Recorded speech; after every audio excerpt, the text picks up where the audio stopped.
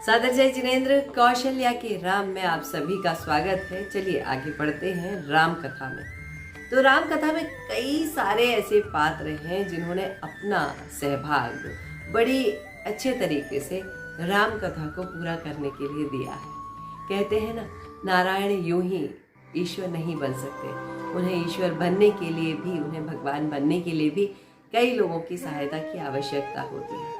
तो आइए पढ़ते हैं उसी आगे के भाग में कि अब ये जो जटायु है, इनका शरीर जो है वह स्वर्णमय कैसे हो गया। तो जटायु के पूर्व भावों के बारे में हम इसके बाद में पढ़ेंगे। पहले ये पढ़ते हैं कि उनका शरीर जो है वो स्वर्णमय कैसे हुआ। तो एक दिन रामचंद्र जी ने लक्ष्मण से कहा कि अब आगे क्या करना है। अभी तक तो आगे बढ़ रहे थे। तो राम लक्ष्मण सीता नगर ग्रामों से व्याप्त बहुत से देशों को पार करते हुए नाना प्रकार के महानगरों में प्रविष्ट हुए, महावनों में भी प्रविष्ट हुए। वहाँ मिट्टी, बांस, पत्तों से बने बर्तन में राजपुत्री सीता ने स्वादिष्ट और सुंदर भोजन, फल, वन के सुगंधित धान आदि के जो भोजन है वह बनाए।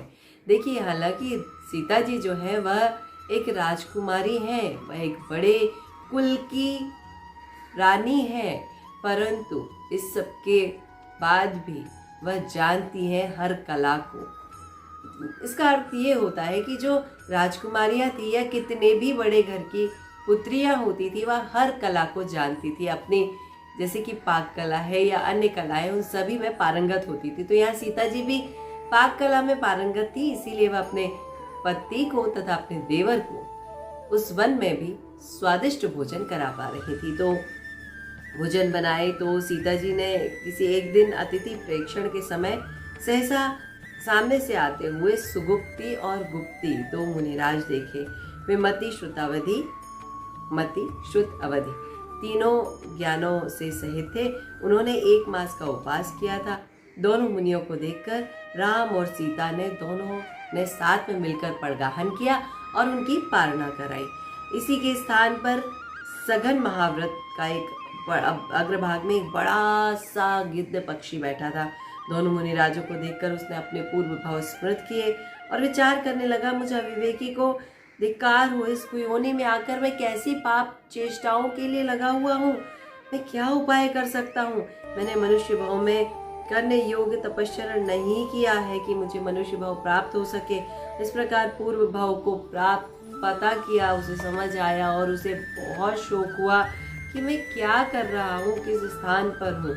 और महामुनियों के दर्शन से जैसे एक अच्छा व्यक्तित्व, एक अच्छा जीव हर्ष को प्राप्त होता है, वैसे ही वह बड़ा सा गिद्ध पक्षी भी हर्ष को प्राप्त हुआ। तो वह पंख फड़फड़ाकर वृक्ष के शिखर से नीचे आ गया, मुनिराज के चरणोदक लेने लगा।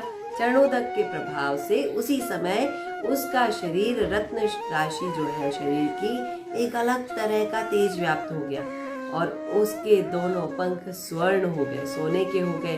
पैर नीलमणि के समान दिखने लगे। चोंच जो है वो मूंगा के जैसी हो गई।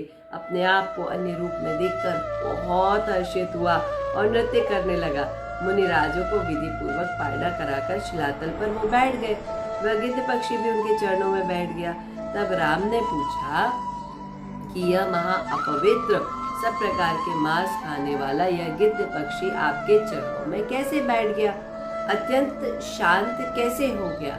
यह प्रश्न तो हर किसी के मन में आएगा, हमारे मन में भी आया कि एक ऐसा पक्षी जो हर किसी को मारना चाहता है, किसी मृत प्राय व्यक्ति या जीव के भी मांस का भक्षण करना चाहता है, वह इतना अच्छा कैसे हो गया कि वह उन राजों के चरणों में बैठा है। तो इस सब का कारण भी हमारे पूर्व भाव है, अर्थात हम पूर्व भाव में जैसा करते हैं वैसे उसका फल तो हमें मिलता है, परंतु हमारे पुण्य कर्म भी हमें अच्छे जीवन की ओर, उस बुरे जीवन के साथ साथ एक अच्छे जीवन की ओर चलने की प्रेरणा भी देते हैं। तो हम जानेंगे अगले भाग में कि गिद्ध का पूर्व भाव क्या था और क्या था, कैसे बना था। इस सब के बारे में हम अगले भाग में जानेंगे। तब तक के लिए मुझे आज्ञा दीजिए। नमस्कार, प्रणाम, जय जिनेन्द्र।